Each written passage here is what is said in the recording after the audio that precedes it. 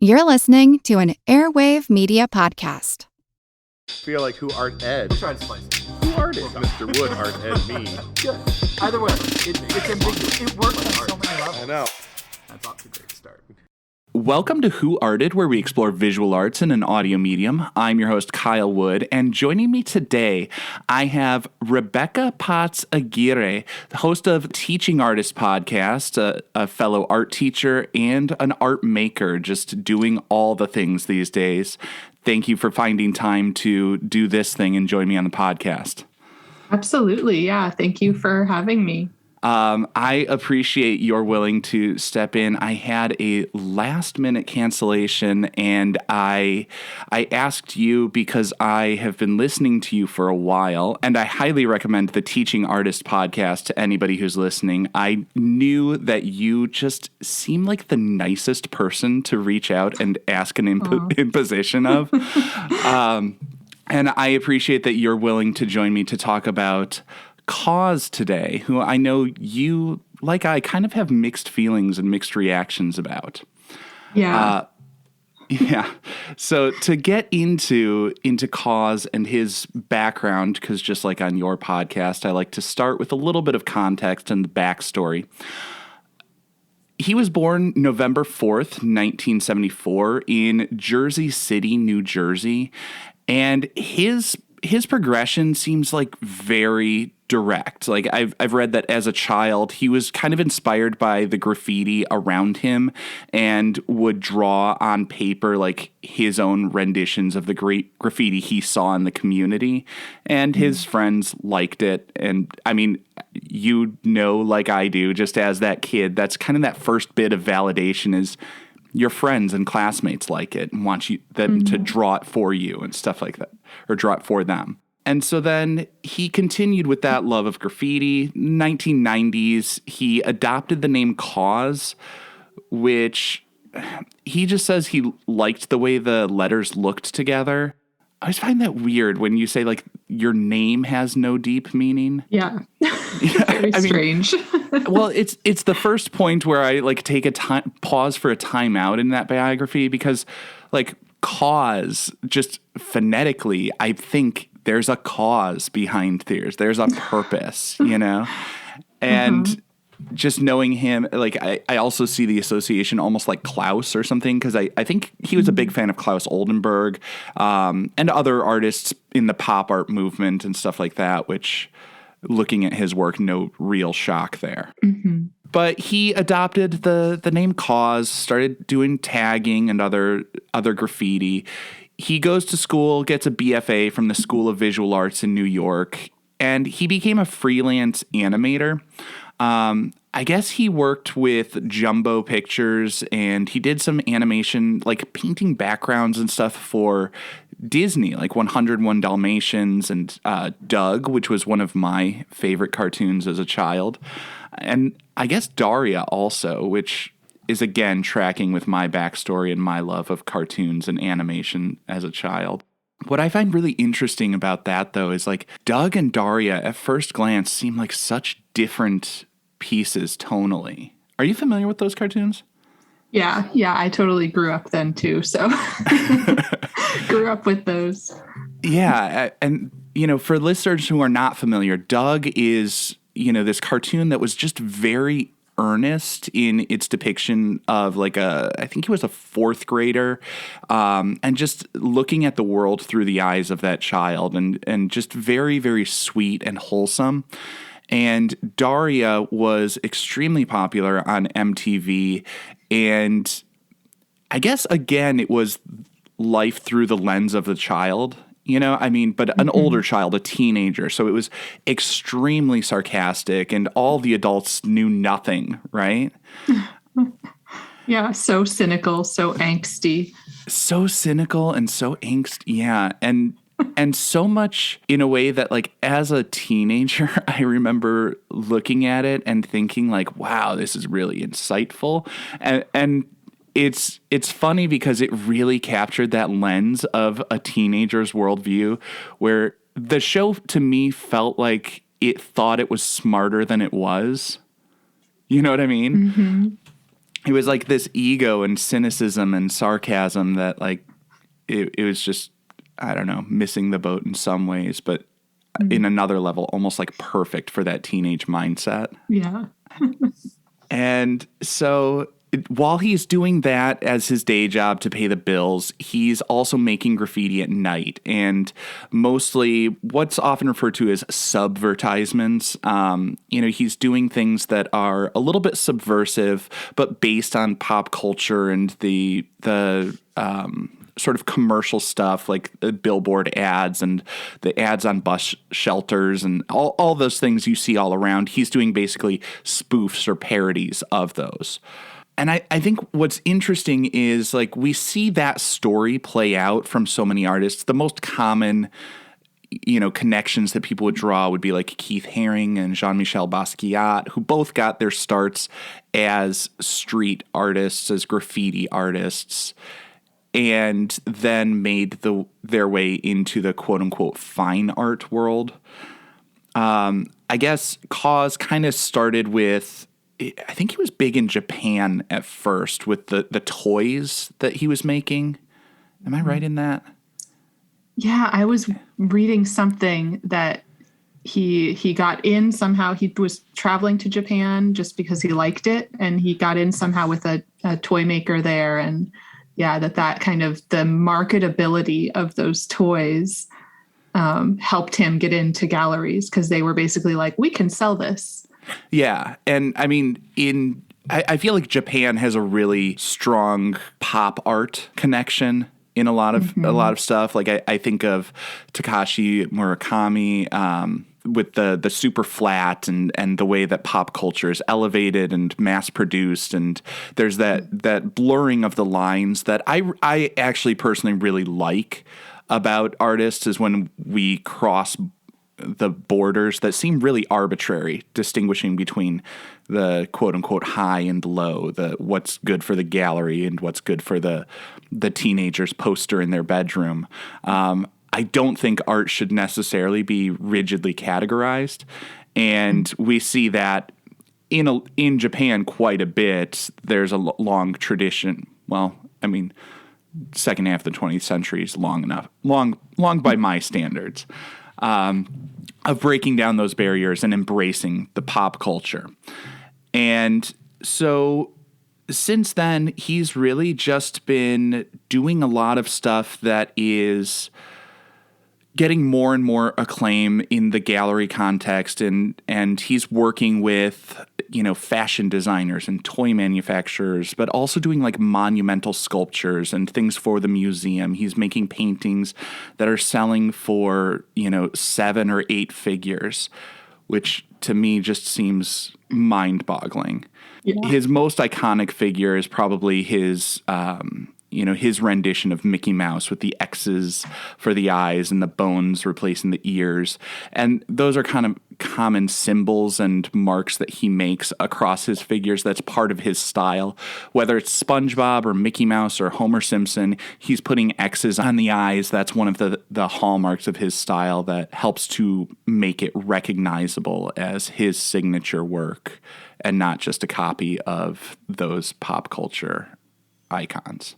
And I think in this one, because the biography is relatively short, I mean, the guy is only like 45 years old, and he didn't take like a winding path to becoming an artist. I mean, from the time he was a child, he liked street art, and then he started making street art and became celebrated for it. I do think it's worth talking about the art market. And I would love to hear your thoughts and insights on this. But one of the things that I have noticed is his work seems to be selling for what to me seem like insane prices. His highest grossing piece, I guess, would be the KAWS album. It was estimated. It was expected to sell for $1 million, which to me seems like a very, very large price. But it ended up on auction fetching $14.8 million. And The piece is his version of the Simpsons version of the Beatles' Sgt. Pepper's album cover. It's mind-boggling to me. But what do you think about it? Yeah, I mean, that piece especially, I mean, it's like layer upon layer of appropriation, and that price tag is, yeah, I agree, totally mind-boggling. And I mean, I guess I see he's got this like appeal to, he's worked with several celebrities and a lot of big brands, and that I think that is what pushes the price tag up so much, that there's this like, somehow he has this reputation. And it's one of those weird things about the art market where like the art can be not so good and still sell for $14.8 million because of the artist's reputation. Yeah, an artist's reputation is an interesting thing because, in the art world, traditionally there were certain gatekeepers, whether it was the curators in the museums and other things that like basically stamp it as okay. And that's why, Jackson Pollock stumbling around a canvas on the floor of his barn and spilling paint on it. People will pay millions of dollars for it because people said, oh, no.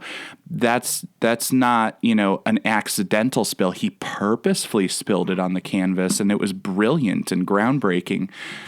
And in some ways, KAWS has had those stamps of validity, even though arguably he's doing something that is not quote unquote highbrow or sophisticated. He's basing it off of SpongeBob, or in this case, The Simpsons, who are referencing the Beatles.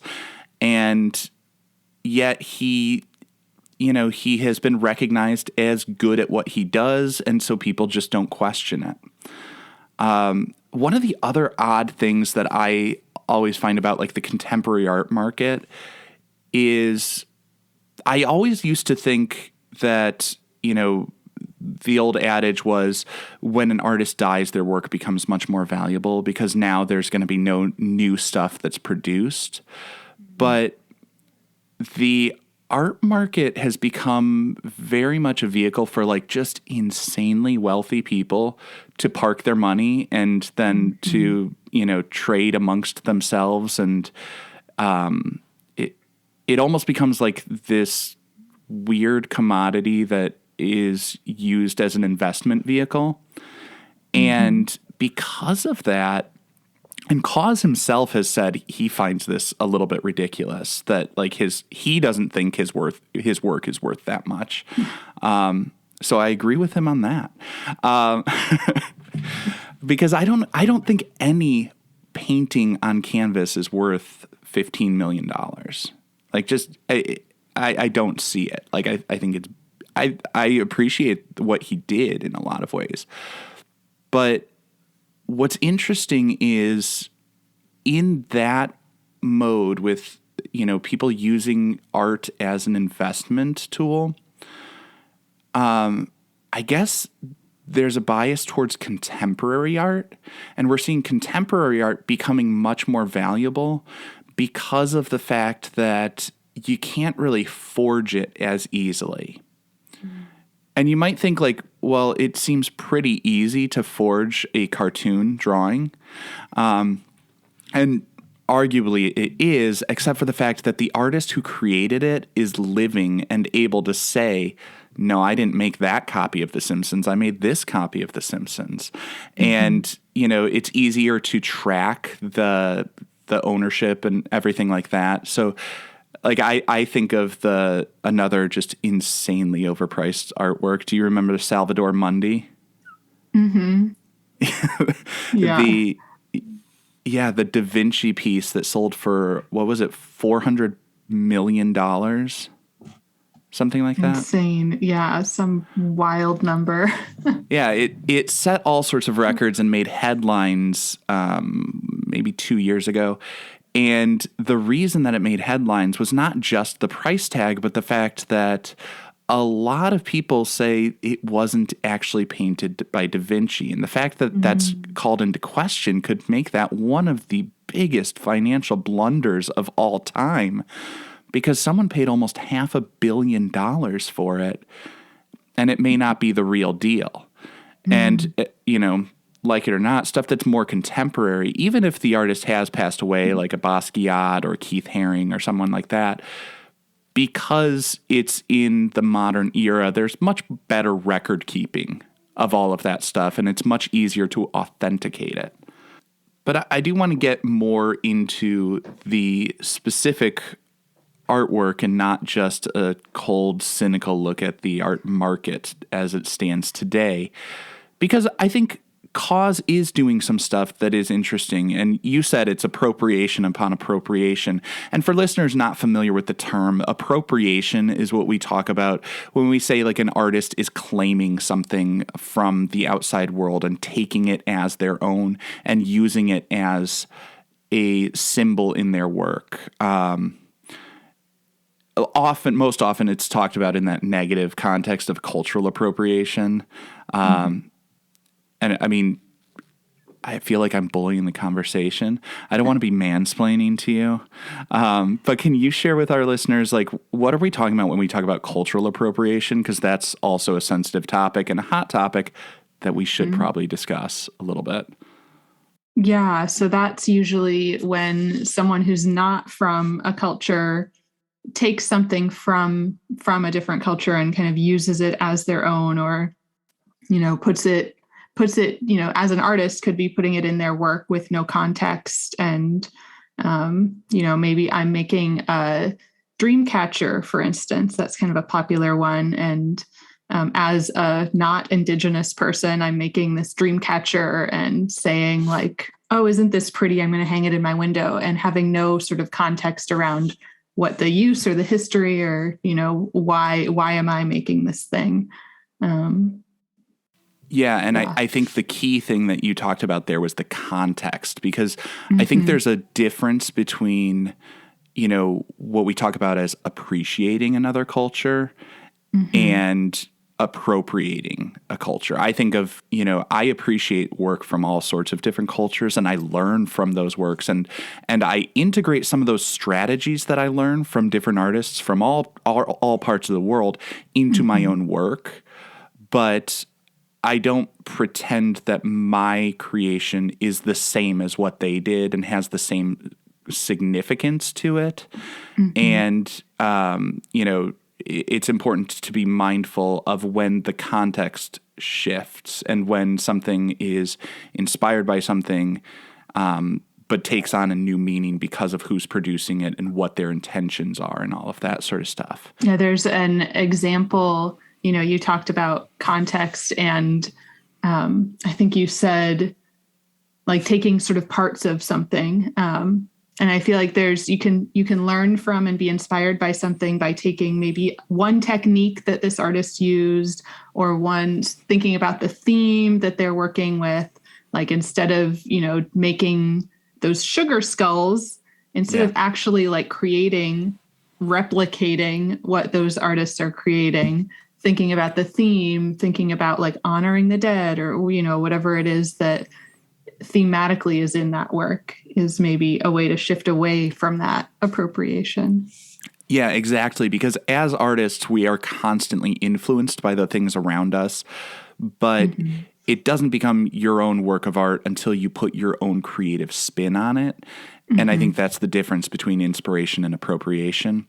And that's part of the controversy that has landed KAWS in some hot water in some circles. Not so much with like quote unquote cultural appropriation, but like getting back to the KAWS album, as you said, it's appropriation on top of appropriation on top of appropriation. And it's not problematic from like the racial lens, the way that the examples of, the sugar skulls, or the way that sometimes mandalas are reduced to radial symmetry and stuff like that. But what he's doing there is he made his like almost straight up copy of the Simpsons parody of the Beatles' Sgt. Pepper's album cover. The only real significant difference is he did his stylistic shift of putting the X's on the eyes and the bones coming out of the head, which in some ways is probably also a nod to The Simpsons, because now that I'm thinking about it, Sideshow Mel has the bone coming out of his hair. But as we look at this piece, because I do want to do a little bit of more of a dive, like, what are you seeing in here, and what's jumping out at you? For better or worse, what do you see here? Well, I mean, one thing that a positive with KAWS is I read something about him, like someone termed him as like a great colorist. And I was like, I kind of have to agree. I don't want to agree, but he's his colors. And I feel like in this piece, it's not as, like, I'm not as drawn to the way he's using color as in some of his other work. And maybe that's partly because it's like almost a direct copy. He's kind of using the colors that the Simpsons creators used. But yeah, there's that element of color, and then just like the flatness of each sort of shape. I mean, I feel like that goes back to his background, where he got his start in both graffiti and in like illustration, sort of like the backgrounds for animation. You see that stuff coming through. But I also feel like the controversy, like, I almost want to say he intentionally created this controversy, and that's a big part of why the price tag was so high. Yeah, I would agree. And I think there's no shortage of artists who seek attention and who court controversy. Yeah. And I think in some ways, even the idea of doing like a straight up copy of someone else's work feels like it's been done. You know what I mean? Like we've seen plenty of people who are taking found images and stuff. I mean, Andy Warhol was doing that for, decades, in a different way. Mm-hmm. And in this piece, the KAWS album, I think part of what he's doing is playing off of people's love of pop culture. I mean, I don't think it's an accident that he chose The Simpsons. It's one of the longest running series of all time. And it is beloved around the world. And so right off the bat, he's taking a subject matter that's going to be a cultural touchstone. And again, it's referencing another act that was one of the biggest of all time. I mean, the Beatles were legendary. And so he's taking essentially two really major pop cultural icons and synthesizing them, and then just putting his own minimal marks on there in order to gain that attention. It kind of reminds me of when book publishers will take a popular cartoon show and then just be like, "Oh, here's the book version of it," because they know an audience will buy it just for that reason. Mm-hmm. As evidenced by the millions of Frozen things in my home. Yes. Yeah. As a parent who has to read those books, I'm sometimes pained by it, because they're not always as interesting as the books that are created for the sake of being a book, Mm-hmm. And I kind of feel that way about this piece. And so if you'll indulge me, I want to talk a little bit about a second piece of his, because you said you have to grudgingly admit he's a good colorist. And are you on the slides right now? Yeah. Yeah. So do you see that second one, the Things That Comfort from 2015? Mm-hmm. And that's a silk screen on paper. And I think this is an example of the work that I find much more interesting. I like the KAWS album because it gives us that insight into sort of the art world and the art market and what things what buttons artists will push in order to gain attention and to gain acceptance into that market. And I don't even necessarily begrudge someone that, because I think there's a legit skill involved in reading the room and reading the market and understanding what people will respond to. Mm-hmm. But as a work of visual art, I find this more interesting. And so I'd like to take just a few minutes to talk about this one, The Things That Comfort from 2015. It's a silk screen. What are you seeing here? What's jumping out at you? Yeah, just his colors. Like, this is one that I'm not sure I would actually want this hanging on my wall, but I would if I had to choose between the two of them, this one is highly preferable because it is a little more minimal. It is, just the colors again, like that mix of, there's the like neons in there that just play perfectly with that deeper purple, and his use of color, his use of line. Like, I feel like these sort of outlines that are in here on the, around the body, the arms, the legs, almost like reference his graffiti background a little bit. This one's much more interesting to me. And the Simpsons, so thinking of the KAWS album, I saw a bunch of paintings he did, I think were much smaller, that were like very minimal, just taking like a piece of like the Simpsons hair. So it would be like a flat background and like part of Marge's hair and then part of like Bart's hair. And those were much more interesting to me. Just these very minimal, like color studies almost. I feel like this one that we're looking at now, The Things That Comfort, is somewhere in between there. Yeah, and I think what's interesting as you talk about those smaller scale studies, I was reminded when I've looked at his body of work of those like close cropped things, it feels like a very modern approach. And when I say modern, I'm talking in the art history sense, meaning like 100 years ago. Because artists and art historians and critics use words in ways that make no sense to most people. When we talk about the modern art period, we're talking about like early to mid 20th century.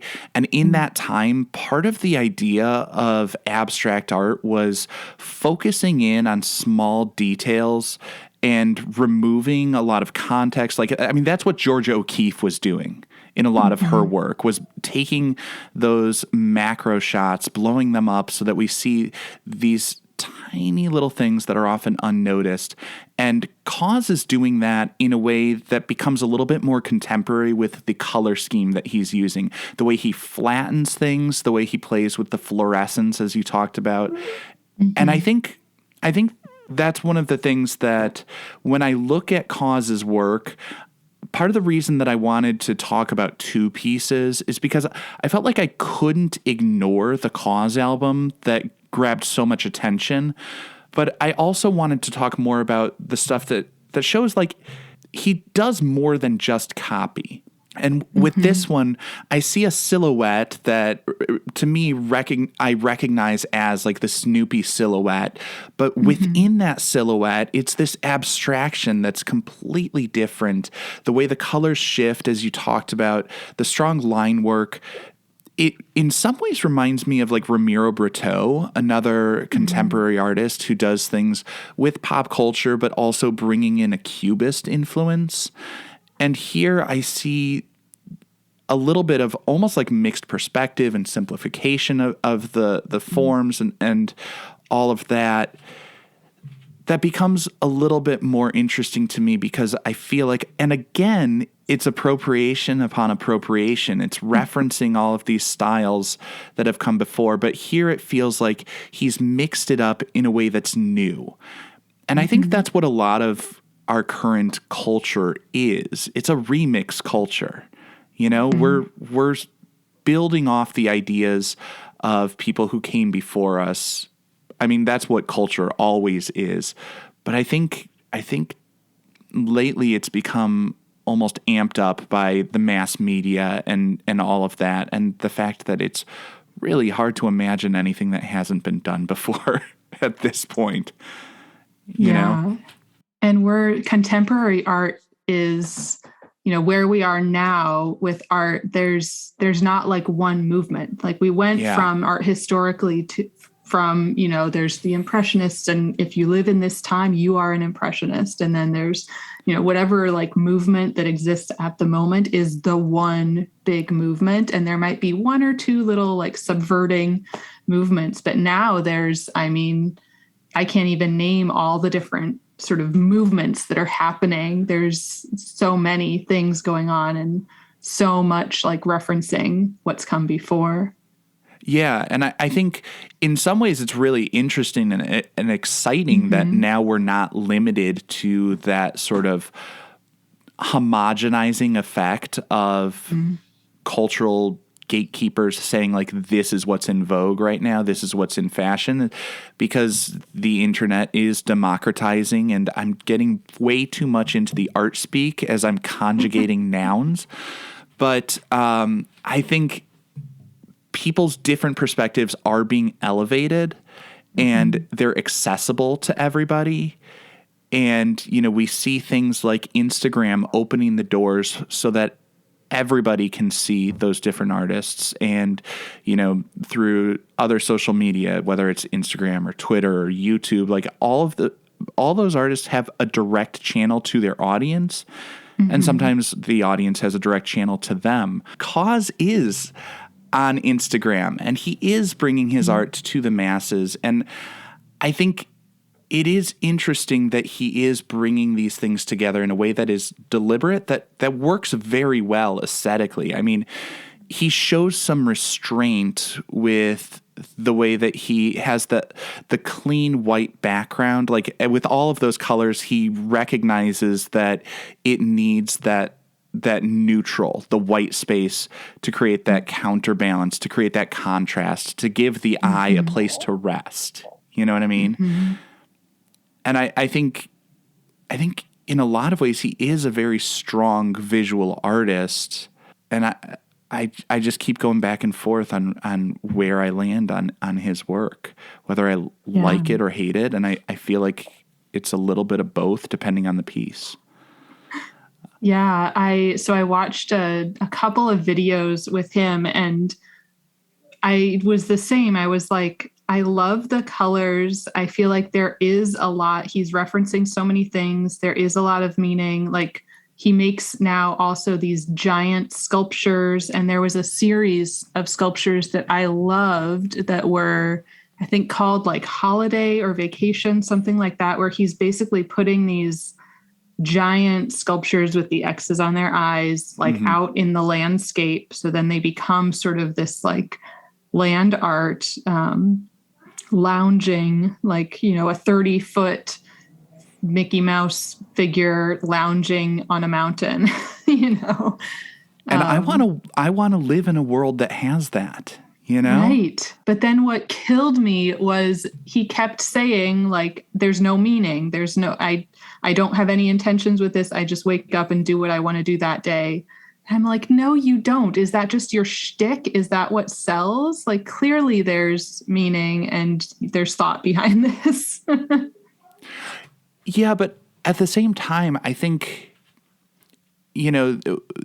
we've had iterations of that thought expressed by a number of people talking about like art for art's sake. And sometimes, telling people to just enjoy the sensory experience and just, see the cartoon figure lounging on a mountain and say like, that's just fun. And honestly, as I look at the world today, I kind of think fun and enjoyment is a good enough purpose. And in some ways, I think it's a better purpose than a lot of stuff that's supposedly so deep and meaningful.